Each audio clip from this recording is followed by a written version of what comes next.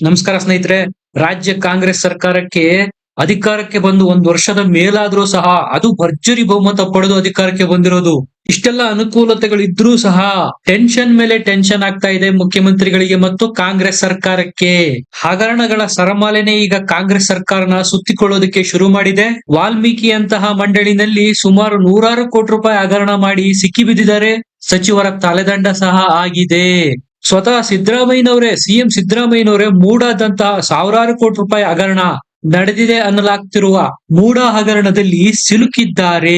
ವಿರೋಧ ಪಕ್ಷಗಳಂತೂ ಈಗ ಸಿಎಂ ಸಿದ್ದರಾಮಯ್ಯನವರ ತಲೆದಂಡ ಆಗಬೇಕು ಅಂತ ಪಟ್ಟು ಹಿಡಿದು ಕೂತಿದ್ದಾರೆ. ಮೂಡಾ ಹಗರಣ ಒಂದರ್ಥದಲ್ಲಿ ಹೊರಗ್ ಬರೋದಕ್ಕೆ ಡಿ.ಕೆ. ಶಿವಕುಮಾರ್ ಅವರೇ ಕಾರಣ ಅಂತ ಖುದ್ದು ಕೇಂದ್ರದ ಹಾಲಿ ಸಚಿವರಾಗಿರ್ತಕ್ಕಂಥ ಕುಮಾರಸ್ವಾಮಿ ಅವರೇ ಹೇಳ್ಬಿಟ್ಟಿದ್ದಾರೆ. ಸಿಎಂ ಕುರ್ಚಿಯ ಮೇಲೆ ಕಣ್ಣಿಟ್ಟಿರ್ತಕ್ಕಂತಹ ಕಾಂಗ್ರೆಸ್ ನಾಯಕರಿಂದಲೇ ಮೂಡಾ ಹಗರಣ ಬಯಲಿಗೆ ಬಂದಿರುವುದು ಅಂತ. ತಾವೇ ಕೊಟ್ಟಿರ್ತಕ್ಕಂಥ ಪಂಚ ಗ್ಯಾರಂಟಿಗಳಿಗೆ ಸರ್ಕಾರಕ್ಕೆ ಹಣ ಹೊಂದಿಸೋದಕ್ಕೆ ಸಾಧ್ಯ ಆಗ್ತಾ ಇಲ್ಲ. SC/ST ನಿಗಮಗಳಲ್ಲಿ ಮೀಸಲಿಟ್ಟಿರ್ತಕ್ಕಂತಹ ಹಿಂದುಳಿದ ದಲಿತ ವರ್ಗದವರ ಅಭಿವೃದ್ಧಿಗಾಗಿ ಮೀಸಲಿಟ್ಟಿರ್ತಕ್ಕಂತಹ ಹಣನೇ ಈಗ ಭಾಗ್ಯಗಳಿಗೆ, ಪಂಚಭಾಗ್ಯಗಳಿಗೆ ಉಪಯೋಗಿಸ್ಕೊಳ್ಳೋದಿಕ್ಕೆ ಸರ್ಕಾರ ಸಿದ್ಧತೆ ಮಾಡಿದೆ. ಅಷ್ಟೇ ಅಲ್ಲ, ಈಗ ಆಲ್ರೆಡಿ 1000 ಕೋಟಿ ರೂಪಾಯಿ SC/ST ನಿಗಮದಿಂದ ಸರ್ಕಾರ ಬಳಕೆಯನ್ನು ಮಾಡಿಯಾಗಿದೆ. ಕರೆಂಟ್ ದರವನ್ನು ಈಗಾಗಲೇ ರಾಜ್ಯ ಸರ್ಕಾರ ಏರಿಸಿದೆ. ಪ್ರತಿ ತಿಂಗಳು ಮಾಸಾಶಯ ಏನ್ ಕೊಡ್ತಾ ಇದ್ರು ಗೃಹಿಣಿಯರ ಖಾತೆಗೆ 2000 ರೂಪಾಯಿ ಅಂತೇಳಿ, ಅದು ಈ ಕಳೆದ 2 ತಿಂಗಳಿಂದನೂ ಬರ್ತಾ ಇಲ್ಲ. ರಾಜ್ಯದ ಹಣಕಾಸಿನ ಪರಿಸ್ಥಿತಿ ಅಂತೂ ಚಿಂತಾಜನಕವಾಗಿದೆ ಅಂದ್ರೂ ತಪ್ಪಾಗ್ಲಿಕ್ಕಿಲ್ಲ. ಅವೆಲ್ಲದರ ನಡುವೆ ಈಗ ಮೂಡಾ ಮತ್ತು ST ಅಭಿವೃದ್ಧಿ ನಿಗಮದಲ್ಲಿ ಮಾಡಿರ್ತಕ್ಕಂಥ ಬ್ರಹ್ಮಾಂಡ ಭ್ರಷ್ಟಾಚಾರ ಇವೆಲ್ಲವುಗಳು ಈಗ ಕಾಂಗ್ರೆಸ್ ಮತ್ತು ಅದರ ನೇತೃತ್ವದ ಕರ್ನಾಟಕ ಸರ್ಕಾರನ ಇನ್ನಿಲ್ಲದಂತೆ ಕಾಡ್ತಾ ಇದೆ. ಪ್ರತಿ ತಿಂಗಳು ಸರ್ಕಾರಿ ನೌಕರರಿಗೆ ವೇತನ ಕೊಡೋದಕ್ಕೂ ಸಹ ಸರ್ಕಾರ ಈಗ ಪರದಾಡಬೇಕಾದ ಪರಿಸ್ಥಿತಿ ಬಂದಿದೆ. ಈ ಎಲ್ಲ ಸಂಕಷ್ಟಗಳ ಮಧ್ಯೆ ಈಗ ಹೆಚ್ಚುವರಿ DCM ಹುದ್ದೆ ಸೃಷ್ಟಿ ಮಾಡಬೇಕು, ಈಗಿರ್ತಕ್ಕಂಥ ಸಿಎಂ ಸಿದ್ದರಾಮಯ್ಯನವರನ್ನು ಬದಲಾವಣೆ ಮಾಡಬೇಕು ಅನ್ನುವಂತ ಕೂಗು ಕಾಂಗ್ರೆಸ್ನ ಒಳವಲಯದಲ್ಲಿ ಹೇಳ್ತಾ ಇದೆ. ಈಗಾಗ್ಲೇ ನಾವೇ ಈ ಹಿಂದೆ ರಿಪೋರ್ಟ್ ಮಾಡಿದಂತೆ ಬಿಜೆಪಿ ಅವರು ಸತೀಶ್ ಜಾರಕಿಹೊಳಿ ಅವರನ್ನ ಸಂಪರ್ಕ ಮಾಡಿಯಾಗಿದೆ. ಸರ್ಕಾರವನ್ನು ಪತನ ಮಾಡೋದಕ್ಕೆ ಏನು ಬೇಕು ಅದೆಲ್ಲ ಕ್ರಮಗಳನ್ನು ಬಿಜೆಪಿ ಹೈಕಮಾಂಡ್ ಲೆವೆಲ್ ನಲ್ಲೂ ಸಹ ಕೈಗೊಳ್ತಾ ಇದ್ದಾರೆ. ಯಾವಾಗ ಅಮಿತ್ ಶಾ ಅವರೇ ಖುದ್ದು ಸತೀಶ್ ಜಾರಕಿಹೊಳಿ ಅವರನ್ನು ಬಲೆಗೆ ಹಾಕೊಳ್ಳಿ ಅಂತ ಫಾರ್ಮಾನು ಹೊರಡಿಸಿದ್ರು, ಅಪಾಯದ ಮುನ್ಸೂಚನೆನ ಈಗ ಕಾಂಗ್ರೆಸ್ಸಿಗರು ಪರಿಗಣಿಸಿದ್ದಾರೆ. ನಾವು ಹಿಂಗೆ ಬಿಟ್ರೆ ಸತೀಶ್ ಜಾರಕಿಹೊಳಿ ಅವರು ಬಿಜೆಪಿ ಸೇರೋ ದಿನಗಳು ದೂರ ಇಲ್ಲ, ಅವರಿಗೆ ಏನಾದ್ರೂ ಒಂದು ಸ್ಥಾನಮಾನ ಮಾಡ್ಲೇಬೇಕು ಅನ್ನುವ ನಿರ್ಧಾರಕ್ಕೆ ಈಗ ಕಾಂಗ್ರೆಸ್ನ ನಾಯಕರು ಸಹ ಬಂದಿದ್ದಾರೆ. ಸತೀಶ್ ಜಾರಕಿಹೊಳಿ ಅವರ ಮನಸ್ಸನ್ನು ಪರಿವರ್ತನೆ ಮಾಡಿ ಅವರು ಬಿಜೆಪಿಯ ಕಡೆಗೆ ಹೋಗದಂತೆ ತಡೆಯುವ ಎಲ್ಲ ಪ್ರಯತ್ನಗಳು ಈಗ ಕಾಂಗ್ರೆಸ್ನ ಒಳವಲಯದಲ್ಲಿ ನಡೀತಾ ಇದೆ. ನಿಜಕ್ಕೂ ಸತೀಶ್ ಜಾರಕಿಹೊಳಿ ಅವರು ಬಿಜೆಪಿ ಕಡೆಗೆ ಹೋಗ್ತಾರಾ? ಆಗೊಂದು ವೇಳೆ ಹೋದ್ರೆ ಸರ್ಕಾರಕ್ಕೆ ಏನಾದ್ರೂ ಧಕ್ಕೆ ಆಗುತ್ತಾ?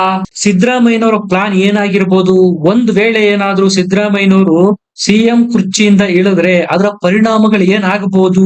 ಈ ಎಲ್ಲದರ ಬಗ್ಗೆ ಮಾಹಿತಿ ಕೊಡ್ತೀನಿ. ದಯಮಾಡಿ ನಮ್ಮ ಚಾನೆಲ್ ನ ಸಬ್ಸ್ಕ್ರೈಬ್ ಮಾಡಿ, ವಿಡಿಯೋನ ಲೈಕ್ ಮಾಡಿ, ಶೇರ್ ಮಾಡಿ.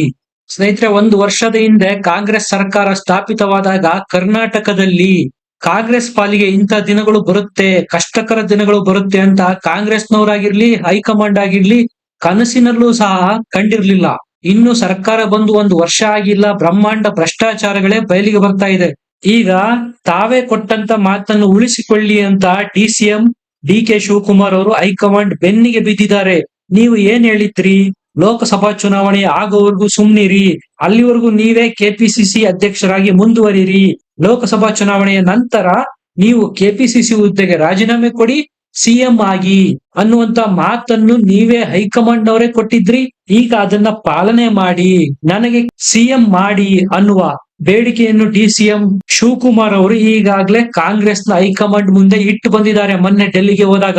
ಸ್ನೇಹಿತರೆ, ಇದಕ್ಕೆ ಟಕ್ಕರ್ ಕೊಟ್ಟಿರ್ತಕ್ಕಂತ ಸಿದ್ದರಾಮಯ್ಯ ಅವರ ಬಣದ ಶಾಸಕರು ಮತ್ತು ಸಚಿವರು, ಅದರಲ್ಲೂ ಸಚಿವರಾಗಿರ್ತಕ್ಕಂತಹ HC ಮಹದೇವಪ್ಪ ಆಗಿರ್ಬೋದು, ಜಮೀರ್ ಅಹಮದ್ ಆಗಿರ್ಬೋದು, ಸತೀಶ್ ಜಾರಕಿಹೊಳಿ ಅವರಾಗಿರ್ಬೋದು, ಹೇಳ್ತಾ ಇರೋದು ಒಂದೇ ಮಾತು: ಸಿಎಂ ಕುರ್ಚಿ ಖಾಲಿ ಇಲ್ಲ, ಖಾಲಿ ಇಲ್ಲ, ಖಾಲಿ ಇಲ್ಲ ಅಂತ. ಅಂದ್ರೆ ಅವರು ಸ್ಪಷ್ಟವಾಗಿ ಕೊಡ್ತಾ ಇರೋ ಸಂದೇಶ ಏನಪ್ಪಾ ಅಂದ್ರೆ, ಸಿದ್ದರಾಮಯ್ಯನವರು ಅವರ ಮೂಲಕ ಕೊಡ್ತಾ ಇರ್ತಕ್ಕಂಥ ಸ್ಪಷ್ಟ ಸಂದೇಶ ಏನಪ್ಪಾ ಅಂದ್ರೆ, ನಾನು ಕುರ್ಚಿಯಿಂದ ಇಳಿಯೋದಿಲ್ಲ, ನನ್ನನ್ನು ಇಳಿಸುವ ಪ್ರಯತ್ನ ಮಾಡಬೇಡಿ ಅಂತ. ಸ್ನೇಹಿತರೆ, ಮೂಡಾ ಮತ್ತು ವಾಲ್ಮೀಕಿ ನಿಗಮ ಮಂಡಳಿಯ ಹಗರಣದ ಹಿಂದಿರ್ತಕ್ಕಂತಹ ಕಾಣದ ಕೈ ಬೇರೆ ಯಾವುದೂ ಅಲ್ಲ, ಅದು ಡಿ.ಕೆ. ಶಿವಕುಮಾರ್ ಅವರೇ ಅಂತ ಹೇಳಲಾಗ್ತಾ ಇದೆ.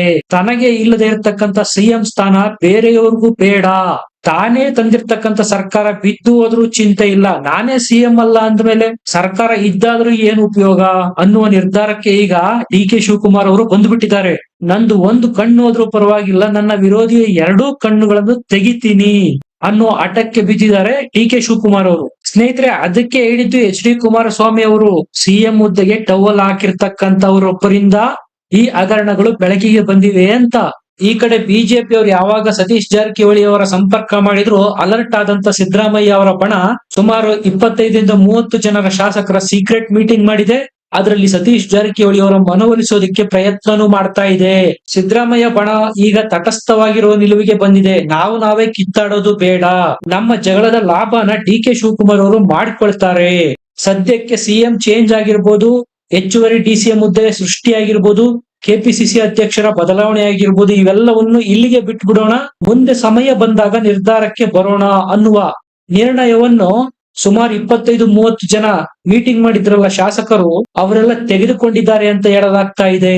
ಒಟ್ಟಾರೆಯಾಗಿ ಸಿದ್ದರಾಮಯ್ಯ ಅವರ ಬಣದ ಉದ್ದೇಶ ಏನಪ್ಪಾ ಅಂದ್ರೆ, ಒಂದು ವೇಳೆ ಸಿದ್ದರಾಮಯ್ಯನವರೇನಾದ್ರೂ ಕುರ್ಚಿಯನ್ನು ಬಿಡಬೇಕಾದ ಪರಿಸ್ಥಿತಿ ಬಂದಾಗ ಸಿದ್ದು ಬಣದ ನಾಯಕರೊಬ್ಬರಿಗೆ ಪಟ್ಟ ಕಟ್ಟೋಣ, ಹಾಗಾಗಿ ನಮ್ಮಲ್ಲಿ ಒಗ್ಗಟ್ಟಿದ್ರೆ ನಮ್ಮಲ್ಲೇ ಒಬ್ಬರನ್ನ ಹೈಕಮಾಂಡ್ ಆಯ್ಕೆ ಮಾಡುತ್ತೆ, ಆ ಮೂಲಕ ಡಿ ಕೆ ಶಿವಕುಮಾರ್ ಅವರು ಸಿಎಂ ಆಗೋದನ್ನ ತಡೆಯಬಹುದು, ನಾವು ಒಗ್ಗಟ್ಟಾಗಿರೋಣ ಅನ್ನುವ ನಿರ್ಧಾರವನ್ನು ಸಿದ್ದು ಬಣ ಈಗ ತೆಗೆದುಕೊಂಡಿದೆ. ಅಂತ ಸಮಯ ಬಂದಾಗ ಸತೀಶ್ ಜಾರಕಿಹೊಳಿ ಅವರಿಗಾದ್ರೂ ಅವಕಾಶ ಕೊಡ್ಸೋಣ, ಡಾಕ್ಟರ್ ಜಿ ಪರಮೇಶ್ವರ್ ಅವರಿಗಾದ್ರೂ ಅವಕಾಶ ಕೊಡ್ಸೋಣ. ನಾವು ಒಗ್ಗಟ್ಟಾಗಿದ್ರೆ ಡಿ ಕೆ ಶಿವಕುಮಾರ್ ಸಿಎಂ ಆಗೋದನ್ನ ತಡೆಯಬಹುದು, ಇಲ್ಲವಾದ್ರೆ ಅದು ಸಾಧ್ಯ ಆಗೋದಿಲ್ಲ ಅನ್ನೋದು ಸಿದ್ದರಾಮಯ್ಯ ಅವರ ಬಣ ತೆಗೆದುಕೊಂಡಿರ್ತಕ್ಕಂತ ಹೊಸ ನಿರ್ಧಾರ. ಸ್ನೇಹಿತರೆ, ಅವರು ಮಾಡಿರ್ತಕ್ಕಂತ ಮೀಟಿಂಗ್ ನಲ್ಲಿ ಸುಮಾರು 25-30 ಜನ ಶಾಸಕರು ಸೇರಿ ಮಾಡಿರ್ತಕ್ಕಂತ ಮೀಟಿಂಗ್ ನಲ್ಲಿ ಇವರೆಲ್ಲ ಸಿದ್ದು ಬಣದ ಶಾಸಕರು. ಆಲ್ಮೋಸ್ಟ್ ಆಲ್ ಎಲ್ಲರೂ ಬೆಂಬಲ ಕೊಡ್ತಾ ಇರೋದು ಸತೀಶ್ ಜಾರಕಿಹೊಳಿ ಅವರೇ ಮುಖ್ಯಮಂತ್ರಿ ಆಗ್ಲಿ ಅಂತ. ಅವರೆಲ್ಲರೂ ಸೇರಿ ಸತೀಶ್ ಜಾರಕಿಹೊಳಿ ಅವರಿಗೆ ಮನವೊಲಿಸೋದಕ್ಕೆ ಪ್ರಯತ್ನ ನಡೆಸಿದ್ದಾರೆ. ಬಿಜೆಪಿಯ ಆಫರ್ ನ ನೀವು ಒಪ್ಕೋಬೇಡಿ, ಬಿಜೆಪಿಗೆ ಹೋಗ್ಬೇಡಿ, ನಾವು ನಿಮ್ಗೆ ಬೆಂಬಲಿಸ್ತೀವಿ, ಸಿದ್ದರಾಮಯ್ಯ ಅವರು ಸಿಎಂ ಕುರ್ಚಿಯಿಂದ ಇಳಿಯುವ ಪರಿಸ್ಥಿತಿ ಬಂದ್ರೆ ನೀವೇ ಮುಖ್ಯಮಂತ್ರಿ ಆಗಿ ಅನ್ನುವ ಸಪೋರ್ಟ್ ಅನ್ನು ಸಹ ಸಿದ್ದು ಬಣ ಮಾಡಿದೆ ಸತೀಶ್ ಜಾರಕಿಹೊಳಿ ಅವರಿಗೆ. ಅಂತ ಸಂದರ್ಭ ಬಂದಾಗ ಒಮ್ಮತದಿಂದ ನಾವೆಲ್ಲ ಸೇರಿ ನಿಮ್ಮನ್ನೇ ಅಂದ್ರೆ ಸತೀಶ್ ಜಾರಕಿಹೊಳಿ ಅವರನ್ನೇ ಸಿಎಂ ಉತ್ತರಾಧಿಕಾರಿಯಾಗಿ ನೇಮಕ ಮಾಡಲು ಬೆಂಬಲ ಸೂಚಿಸ್ತೀವಿ ಅನ್ನುವಂತ ಭರವಸೆಯನ್ನ ಸತೀಶ್ ಜಾರಕಿಹೊಳಿ ಅವರಿಗೆ ಸಿದ್ದು ಬಣ ಕೊಟ್ಟಿದೆ ಅಂತ ಹೇಳಲಾಗ್ತಾ ಇದೆ. ಸ್ನೇಹಿತರೆ, ಸಿದ್ದರಾಮಯ್ಯ ಅವರ ಬಣದಲ್ಲಿ ಮಾಸ್ ಲೀಡರ್ ಅಂತ ಇರೋದು ಅಂದ್ರೆ ಸಿದ್ದರಾಮಯ್ಯನವ್ರನ್ನ ಬಿಟ್ರೆ ಸತೀಶ್ ಜಾರಕಿಹೊಳಿ ಅವರೇ. ಅವರಿಗೆ ಪರಿಶಿಷ್ಟ ಪಂಗಡದ ದೊಡ್ಡ ವೋಟ್ ಬ್ಯಾಂಕು ಸಪೋರ್ಟ್ ಮಾಡ್ತಾ ಇದೆ. ಒಂದು ವೇಳೆ ಅವ್ರೇನಾದ್ರೂ ಬಿಜೆಪಿಗೆ ಹೋದ್ರೆ ಅದರಿಂದ ಕಾಂಗ್ರೆಸ್ಗೆ ತುಂಬಲಾರದ ನಷ್ಟ ಆಗುತ್ತೆ. ಸ್ನೇಹಿತರೆ, ಸತೀಶ್ ಜಾರಕಿಹೊಳಿ ಅವರು ಸುಮಾರು 25-30 ಜನ ಶಾಸಕರ ಬೆಂಬಲ ನನಗಿದೆ ಅಂತೇಳಿ ಶಕ್ತಿ ಪ್ರದರ್ಶನ ಮಾಡಿದ್ದಾರೆ. ಆ ಕಡೆ ಡಿ ಕೆ ಶಿವಕುಮಾರ್ ಅವರು ಸಹ ಅಷ್ಟೇ ಸಂಖ್ಯೆಯ ಶಾಸಕರ ಬೆಂಬಲ ನನಗೂ ಇದೆ ಅಂತೇಳಿ ಹೈಕಮಾಂಡ್ ಮುಂದೆ ಸವಾಲೊಡ್ಡಿದ್ದಾರೆ. ಸ್ನೇಹಿತರೆ, ತೀರಾ ಪ್ರತಿಕೂಲ ಸಂದರ್ಭದಲ್ಲಿ ಡಿ ಕೆ ಶಿವಕುಮಾರ್ ಅವರೇ ಮುಖ್ಯಮಂತ್ರಿ ಆಗೋ ಸಂದರ್ಭ ಬಂದ್ರೆ ಕೆಪಿಸಿಸಿ ಅಧ್ಯಕ್ಷ ಸ್ಥಾನಕ್ಕೆ ಸತೀಶ್ ಜಾರಕಿಹೊಳಿ ಅವರನ್ನು ಕೂರಿಸಿ ಮುಂದಿನ ಚುನಾವಣೆಯಲ್ಲಿ ಸತೀಶ್ ಜಾರಕಿಹೊಳಿ ಅವರನ್ನೇ ಸಿಎಂ ಅಭ್ಯರ್ಥಿಯನ್ನಾಗಿ ಬಿಂಬಿಸೋದು ಸಿದ್ದು ಬಣ ನಡೆಸ್ತಾ ಇರ್ತಕ್ಕಂಥ ಲೆಕ್ಕಾಚಾರ. ಇದರ ಬಗ್ಗೆ ನಿಮಗೆ ಅನ್ಸುತ್ತೆ ಕಮೆಂಟ್ ಮಾಡಿ ತಿಳಿಸಿ. ವಿಡಿಯೋನ ಲೈಕ್ ಮಾಡಿ, ಶೇರ್ ಮಾಡಿ, ನಮ್ಮ ಚಾನಲ್ ನ ಸಬ್ಸ್ಕ್ರೈಬ್ ಮಾಡಿ. ಮತ್ತೆ ಸಿಗೋಣ. ನಮಸ್ಕಾರ.